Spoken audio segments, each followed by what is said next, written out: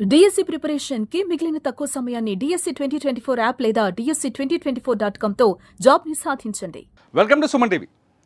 పాకిస్తాన్ మన దేశ రాజధాని ఢిల్లీ పైన అణుదాడికి ప్రయత్నం చేసిందా?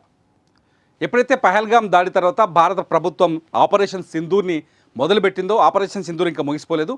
మొదలుపెట్టిన తర్వాత ఆపరేషన్ సింధూర్లో పాకిస్తాన్ భూభాగంతో పాటు పిఓకేలో ఉన్న భూభాగంలో ఉన్న ఉగ్ర శిబిరాలపై దాడులు చేసిందో, ఆ తర్వాత పాకిస్తాన్ మన పైన వరుసగా డ్రోన్లతో అటాక్ చేస్తున్న సందర్భంలో మే 9వ తేదీన ఢిల్లీ పైన, భారత రాజధాని ఢిల్లీ పైన అణుదాడి చేయడానికి, న్యూక్లియర్ బాంబ్ వేయడానికి పాకిస్తాన్ ప్రయత్నించిందా?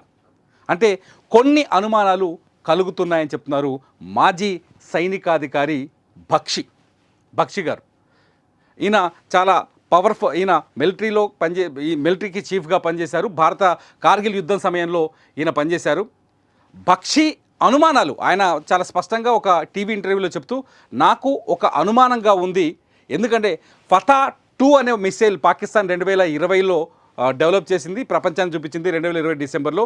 ఈ ఫతా-2 మిసైల్ని పాకిస్తాన్ మే 9వ తేదీ రాత్రి భారత్ పైన ప్రయోగించింది.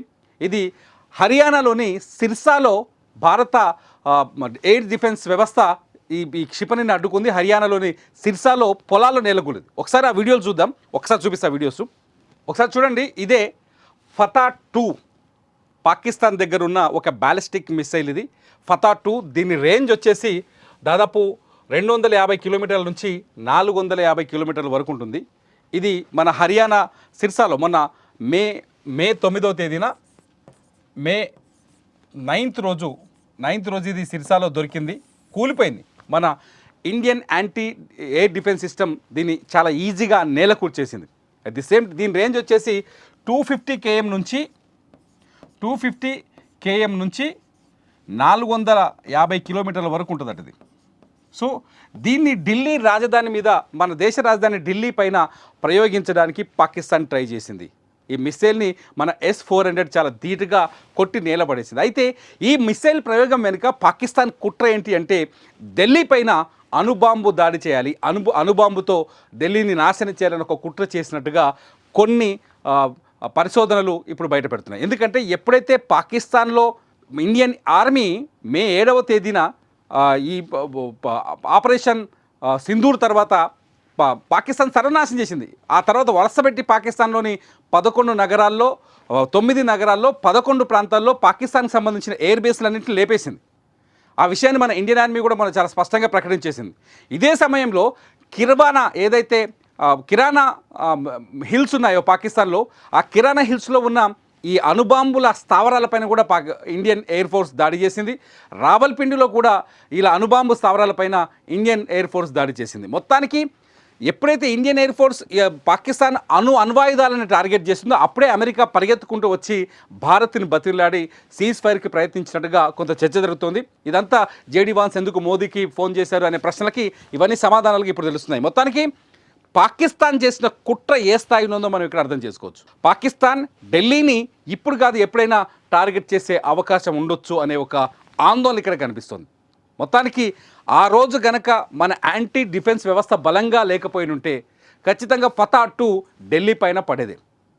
ఆ రోజు హర్యానాలో దాన్ని కుప్పగూల్చకపోతే, మే 9వ తేదీన దీన్ని హర్యానాలో కుప్పగూల్చకపోతే అత్యంత ప్రమాదకరమైన పరిస్థితులు మనం ఎంచుకోవచ్చు. దీనికి సంబంధించిన కొన్ని వీడియోలు చూపిస్తాను. హర్యానా సిర్సా ఏరియాలో పొలాల్లో పడిపోతున్నప్పుడు వీడియో ఉంది మన దగ్గర. అట్లాగే పడ్డ తర్వాత జనం దాన్ని ఎత్తుకొచ్చిన వీడియో ఉంది. ఒకసారి పడిపోతున్నప్పుడు వీడియో చూపిస్తాను.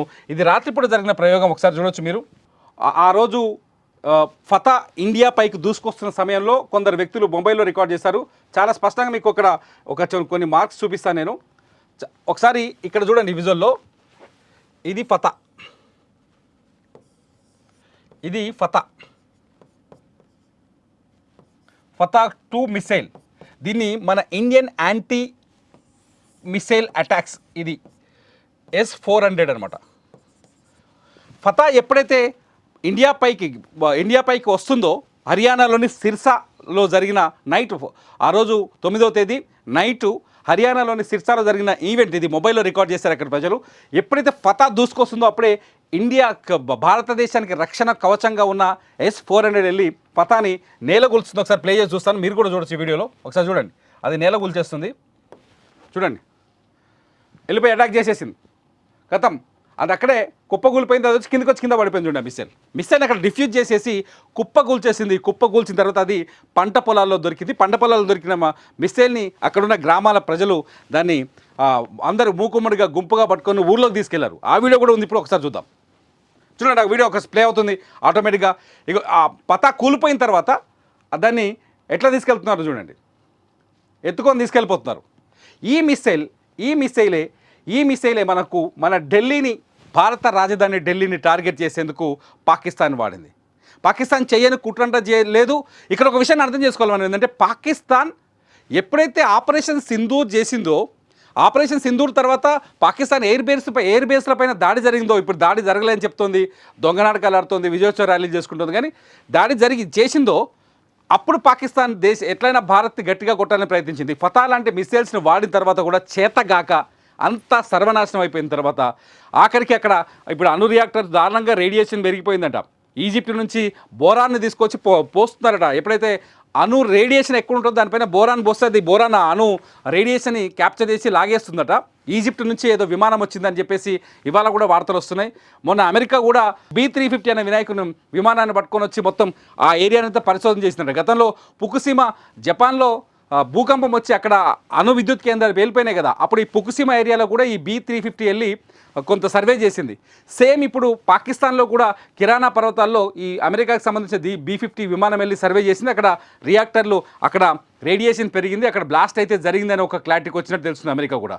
ఇప్పుడు బోరాన్ని ఈజిప్ట్ నుంచి తీసుకొచ్చి దాన్ని పోస్తున్నారట. ఎప్పుడైతే పాకిస్తాన్ని సర్వనాశనం చేసిందో భారత్, అనుకుంటున్నారు యుద్ధం ఎందుకు ఆగింది, ఎందుకు వెనక తగ్గారంటే ఇవన్నీ కారణాలు ఉన్నాయి.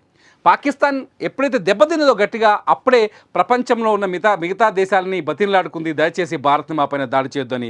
అట్ ది సేమ్ టైం ఇవాళ సిగ్గు లేకుండా సింధు నీళ్ళు కావాలని చెప్పేసి నీళ్ళు కూడా లెటర్ కూడా పంపించింది మన పాకిస్తాన్ జలవనరుల శాఖ, మాకు దయచేసి సింధు నీళ్ళు వదిలేయని చెప్పేసి. పాకిస్తాన్ ఏం చేస్తుందంటే యుద్ధం వచ్చినప్పుడు మేము వీరులం శూరులం అని చెప్తుంది. మా దగ్గర 170 అణుబాంబులు ఉన్నాయి, మేము భారత్ పైన వేస్తాం, భారత్ని పేల్చేస్తామని డ్రామాలు వేస్తుంది. ఫైనల్గా దెబ్బతిన్న తర్వాత కాళ్ళబేరానికి వస్తుంది, అందితే జుట్టు లేదంటే కాళ్ళు. ఇది పాకిస్తాన్ ప్రస్తుత పరిస్థితి. మొత్తానికైతే ఢిల్లీని నాశనం చేయాలనుకున్న పాకిస్తాన్ కోరిక నెరవేరలేదు. భారత డిఫెన్స్ రక్షణ వ్యవస్థ మన భారతదేశాన్ని, మన భారత రాజధానిని ఢిల్లీని సురక్షితంగా కాపాడింది. ఇది వాస్తవానికి యుద్ధం ఎందుకు ఆగింది, ఎందుకు దాడి చేయలేదు, హింస కాదు కదా అన్నిటికీ పరిష్కారాలు.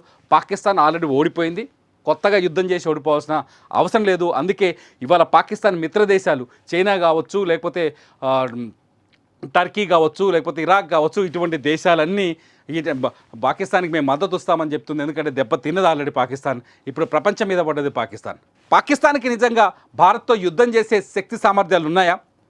ఫతా లాంటి బ్యాలిస్టిక్ మిసైల్, బంబాట్ మిసైల్ కూడా నేల కూలిపోయింది భారత్లో అంటే పాకిస్తాన్ ఇంకా ఆల్రెడీ వాళ్ళ అణ్వాయుధాలు కూడా దెబ్బతిన్నట్టుగా కనిపిస్తోంది.